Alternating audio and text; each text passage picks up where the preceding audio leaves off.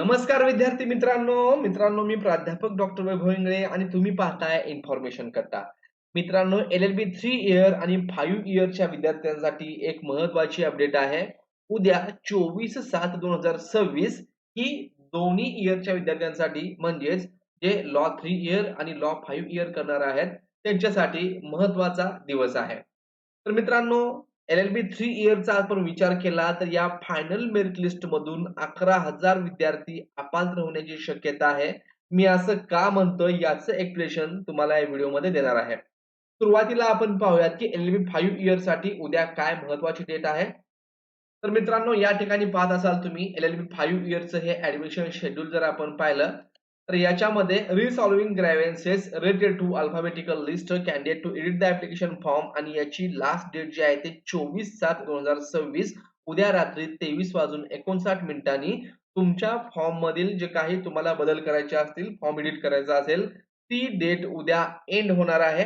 तुम्ही आणखीन LLB 5 इयरचा तुमचा फॉर्म चुकला असेल, अल्फाबेटिक मेरिट लिस्ट मध्ये काही चुका झाल्या असतील तर त्या दुरुस्त करायच्या असतील किंवा एखादं डॉक्युमेंट तुमचं रिजेक्ट झालं असेल तर तुम्ही उद्या संध्याकाळी 11:59 पर्यंत रात्री हे चेंज करून घेऊ शकता.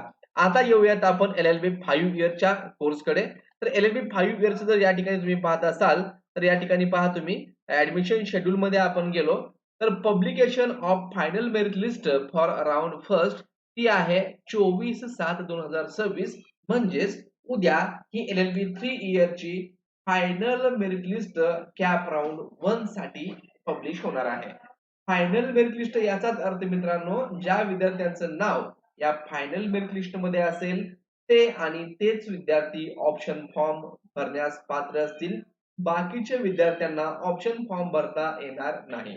म्हणून तुमच्या फॉर्म मध्ये करेक्शन केले असतील आणि ज्या विद्यार्थ्यांचं अल्फाबेटिक लिस्ट मध्ये नाव असेल त्यांचंच नाव उद्याच्या फायनल मेरिट लिस्ट मध्ये येणार आहे आणि लगेच 1 ते 2 दिवसामध्ये ऑप्शन फॉर्म भरायला सुरुवात होण्याची शक्यता आहे. जसं हे नोटिफिकेशन येईल तर ते मी तुम्हाला सांगणार आहे. त्याची माहिती तुम्हाला चॅनलवरून भेटत राहील आणि ते ऑप्शन फॉर्म कसा भरायचा, कुठल्या चुका टाळायच्या, कशा प्रकारे प्रपोजल द्यायचे, अतिशय महत्त्वपूर्ण सर्वात जर कुठली महत्त्वपूर्ण टप्पा असेल तर तो ऑप्शन फॉर्म आहे.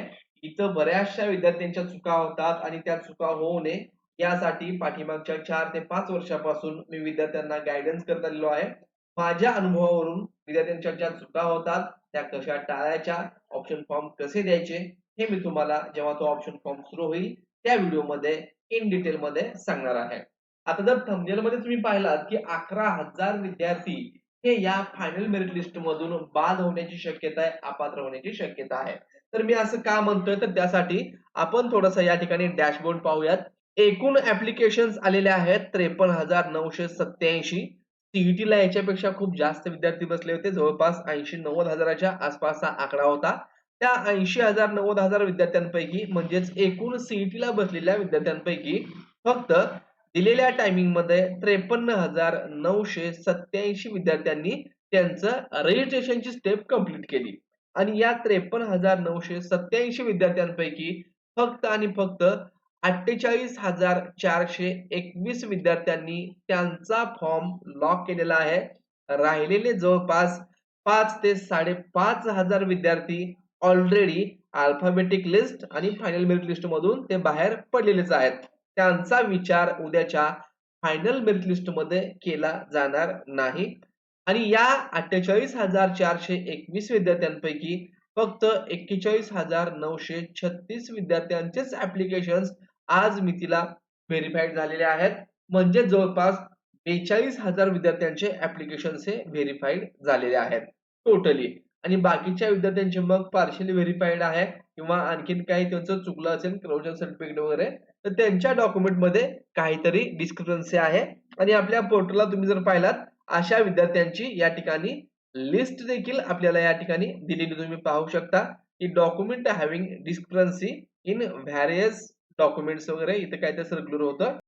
तर या अल्फाबेटिक लिस्ट मध्ये तुम्ही पाहिलात तर candidate having discrepancies in different document groups आणि याच्यामध्ये तुम्ही पाहत असाल तर इथं पहा एकूण किती विद्यार्थी याच्यामध्ये आहेत तर जवळपास 8,464 विद्यार्थी आणि इकडचे 5,500 विद्यार्थी ज्यांनी त्यांचं ऍप्लिकेशन लॉकच केलेलं नाही त्यांचं लिस्ट तुम्ही इथं पाहत असाल तर नॉट कन्सिडर्ड लिस्ट, जी की अल्फाबेटिक लिस्ट मध्ये ही घेतलेली नव्हती.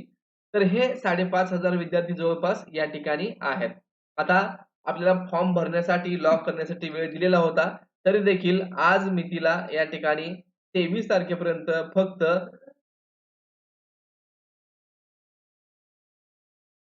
48,421 विद्यार्थ्यांनी फॉर्म लॉक केलेला आहे आणि जवळपास 42,000 विद्यार्थ्यांचे ऍप्लिकेशन व्हेरीफाईड आहेत. आता उद्या जेव्हा ही लिस्ट पब्लिश होईल, तेव्हा ज्या विद्यार्थ्यांचं नाव फायनल मेरिट लिस्ट मध्ये असेल, मग त्याच्या समोर जर काही डॉक्युमेंट मध्ये 1-2 डिस्क्रिपन्सी असेल, तरी अशा विद्यार्थ्यांना त्यांचा ऑप्शन फॉर्म भरता येणार आहे. त्यांना ऍडमिशनच्या वेळेस वगैरे डॉक्युमेंट करेक्शन करता येतील.